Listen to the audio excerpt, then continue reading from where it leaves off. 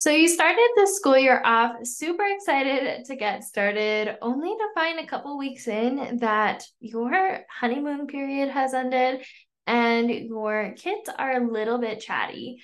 So chatty that even the other teachers start to notice. You constantly have to stop your teaching. You can't get through a lesson without side conversations, and other teachers are telling you how talkative your class is. You've decided enough is enough and you're ready to look for solutions. In the past, you might have tried different things like blurt beans, tallies. You've even taken a wee recess away.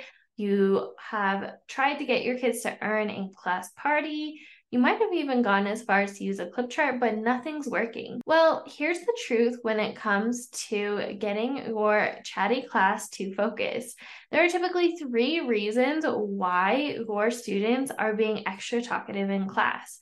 And that's what we're going to dive deep into today. So make sure to stick around because you won't want to miss this.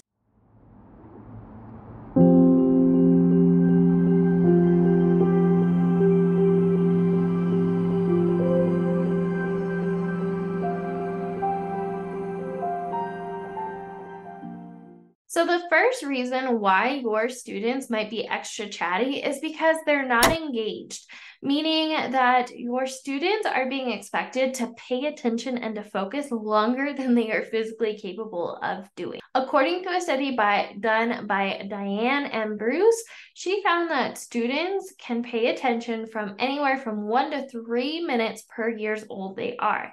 So, for example, a 6-year-old can focus anywhere from 16 to 18 minutes at a time. A 10-year-old can focus anywhere from 10 to 30 minutes at a time, and a 15-year-old can focus anywhere from 14 to 45 minutes at a time. So you might be wondering, what does this mean? Well, students might lose focus not because they aren't interested in what you're talking about, but because they are simply aren't wired to focus any longer. So you might be wondering, how do I go about fixing this? Well, the answer is movement. You see, students need movement in order to help them pay attention. You see, when students move around, what was really going on is they're getting their blood to flow up to their brain, which allows them to increase their ability to focus. Think of this like resetting a clock that's at the incorrect time. You're sitting and dialing it in and getting it back to the correct minute so it can count time and stay on track. The same goes with your students' minds. What you're really doing is you're resetting them to refocus on you by incorporating movement. It's kind of like waking up for the body. So you see, students need a reset every once in a while in order to stay engaged. Now, you might be wondering, how should I go about doing this? Well, the first way you can do this is to actually set a timer, depending on your age group and how often you want your students to move. And then once the timer goes off, have everyone move around and do a brain break. I have a ton of ideas of different brain breaks you can do. So if you want to learn more about that, send me a DM or put it in the comments down below, and I'd happy to chat about all the brain breaks you can do. Now, apart from your students not being engaged, there's a second reason why your students are extra chatty in class, and that is students aren't talking enough. Wait, I thought the point was to get my students to talk less, not more. Well, hold on, hear me out. You see, humans are natural social beings, and they need to communicate in order to learn and discover new things about them. In fact, some of your students, their learning style might be by speaking and talking about what they're learning. If we spent our whole school day talking to our students, it's no wonder they are going to be talking to their peers. A lot like the attention statistic and study I mentioned earlier, students need to have a break and move around in order to focus and to really grasp the concept you just taught. So you might be wondering, how do I give my students the opportunity to have conversations in class without getting off task? This is where structured talking time comes in. This is where you give your students a prompt or a specific thing to talk about so they don't get off task. So you might be wondering, what does this look like? It could be something like asking your students to teach their partner or their group they're sitting at what they just learned. I personally like using a teach okay method. This is from Whole Brain Teaching. I definitely recommend putting that book. I will put a link in the description down below. But essentially, I'll tell everybody what we're going to do, or I'll introduce a topic like 2 plus 2 is 4. I have 2 fingers, and then I have 2 more fingers. 2 plus 2 is 4. And then I'll say model, and I'll have my kids model it, and I'll have them teach. They say, okay. They turn to their partner, and they practice teaching them what we just learned. They would turn to their partner and say 2 plus 2 is 4. The other partner would repeat it back to them. So this is a great method for getting your students to talk. And when they say it and teach it, they learn it. So if a student can teach what they just learned, that shows a deeper level of understanding and a deeper level of knowledge. So it's really important, this is to incorporate this method because it allows your students that opportunity to not only talk and to not be as chatty, but it gives them a prompt and it helps them really grasp the concept you're teaching. Another thing you can do is to have your students repeat directions to each other. You could say, okay, when I say pickles, I want you to turn to your neighbor and tell them what the directions were. Ready, set, and then pickles. And then they would turn and tell their partner what the directions are. This is especially going to help if you are tired of having to repeat the directions, even if they're on the board. That way your students have a discussion, they talk to each other about it, and they know the expectation. Another thing or opportunity I love to have where I provide students the opportunity to have a guided or structured talking time is when I need to prep something. Now, you know, especially just like I do, that when you teach, things don't always go according to plan. Technology might die, your presentation won't pull on the board, the website's down, you need to reload something, you need to pass something out, you need to prep materials, you get the point.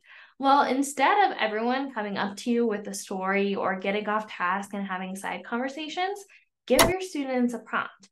Instead of, talking about what they did last weekend, you can say, when I say, I don't know, plant, I want you to turn to your neighbor and tell them, would they rather play Fortnite or Call of Duty? Which one's better?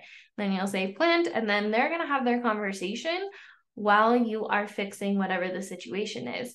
Another great prompt could be, if you could have a pet dragon, what would you name it and why? Or something like that. But obviously, this is an opportunity to talk to their friends, and it's structured so you're not going to get extremely off task by doing it. Giving your students a certain time that they can talk to their peers will allow them that opportunity to be social without interfering with your class. The more time you give them to interact with each other during a structured time, the less likely they are to interrupt your lesson. So apart from quick recap, the first reason why your class might be chatty is because they're not engaged. The second reason is your students aren't talking enough. And the third reason is that they are not having clear expectations. Students flourish when they know what's expected of them. I'll say that again. Students flourish when they know what is expected of them. Students typically aren't following directions on purpose. Typically, they want to make you happy and follow your expectations, especially if you've already built a strong relationship with them. So this comes down to your expectations. Students may be talking when you're talking because the expectations of what they should be doing may not have been clear. Now, you might have told them what to do, like when I'm talking, you're sitting quietly, but did you teach it thoroughly? Did you model what it looked like and sound like? Ask yourself, did I explain what it should look like and sound like during this time? Or did I just tell them once and then I feel like I had to constantly put out fires and remind them what they should be doing when I am teaching? So you might be wondering, how do I get my students to know what they should be doing when I'm talking? Well, the answer lies in procedures. Focus on your procedures. If you want to learn more about procedures, including how to teach them and what procedures you should be teaching, I want to invite you to go check out the free Master Your Classroom Management Guide.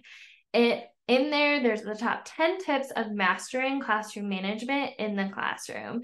But essentially, going back to the procedures conversation, essentially you want to teach them what it looks like and sounds like. You want to talk about why it's important and model the right way and wrong way to do things. Apart from the guide, if you want to learn more about teaching procedures the right way, check out how you should be teaching procedures in the description down below. At the end of the day, students will do better when they know better, and it all starts with being clear on what your expectations are in class. So to wrap it up, those are the top 3 reasons why you have a chatty class. So to recap the reasons, the first one is they're not engaged. And the way to fix this was to incorporate more movement. Now, I will say from a personal experience with the little primary kids, I take a lot more breaks than I do with the high school kids, and that's okay.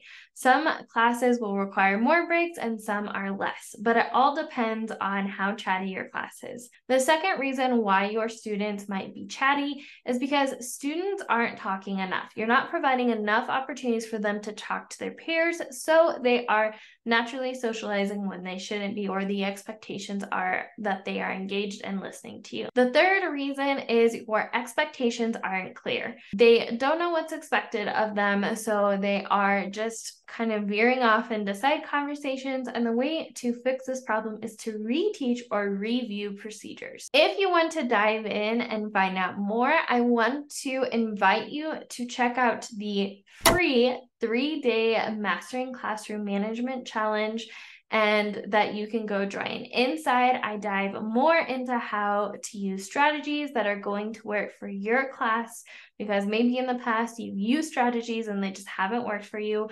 We're also going to be talking more about how to manage a chatty class and what to do when your students aren't listening to you. I will put the link in the description down below, or you can go to thepresentteacher.com/challenge if you want to find out more. I hope you found this helpful, and my question to you is, what questions do you have about classroom management? Put them in the comments down below or send me a DM at The Present Teacher, and I'd be happy to have a conversation or maybe come out with more content regarding your question. As always, remember, we are stronger together, and I will see you in the next one, Teacher Bestie. Bye!